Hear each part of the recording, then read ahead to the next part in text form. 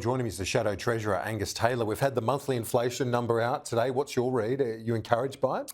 Well, it hasn't come down, Kieran. We're continuing to see well above target inflation. We've seen inflation in the last 18 months, price increases of around 10% now. It's a big number. Australians are all paying that. Insurance, rents, we're seeing very, very big numbers continuing.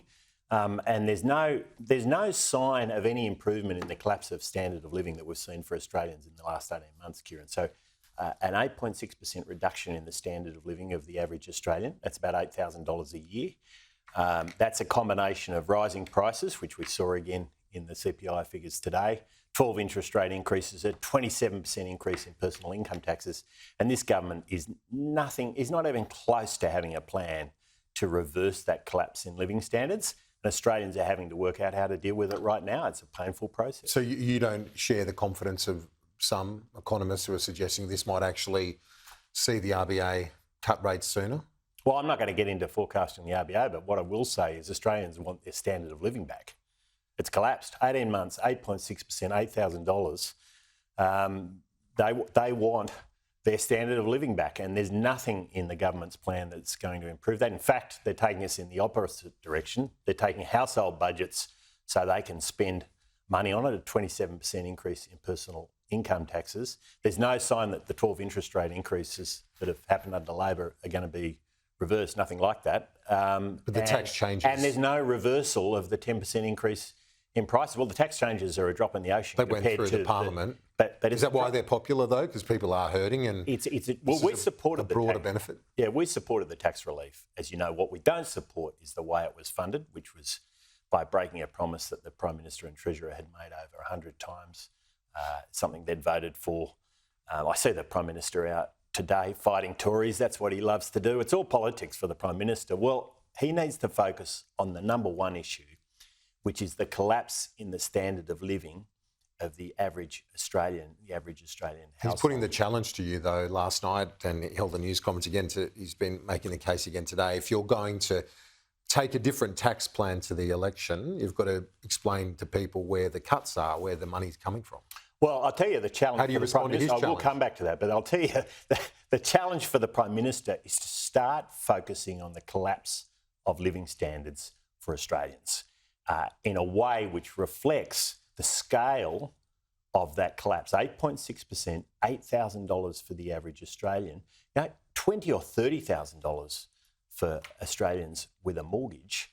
And this government and this Prime Minister is more interested in fighting the opposition. He needs to focus on the main game here. Now, your question was about policies we'll take to the next election. Well, we will take a strong tax reform package to the next election. We've already announced parts of it, accelerated depreciation, getting it back to where it needs to be to get small business investing again and growing. We're seeing small businesses collapsing at a rate of knots right now. We need to see that kind of tax reform package, and we'll announce Will there be something before the election. Back into stage 3, any of those elements? I know you really want me to announce that tax package on your program today, Kieran, but I'm not going to do it. But I am going to say it's an important focus for us. But Labor's taken. Have you landed it yet? Labor's taken internally. You know, Kieran, you will try to ask the question 25 different ways to get me to announce something today, and I'm not going to do it. But I will say that we haven't seen a plan coming forward from Labor that we think even comes close to reversing the collapse of living standards that Australians have seen over the last 18 months.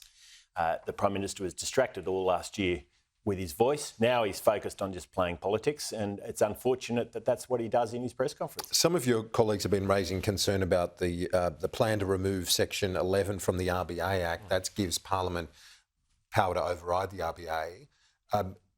Do you share those concerns, or will the coalition support the reforms to the RBA as put to the Parliament? Well, there's a couple of things I'd say about this. The first is that we've got a committee working their way through this now, and I'll wait the outcomes of that committee. The second is something that I've said a number of times, which is that we're deeply concerned about the Treasurer stacking the new RBA board.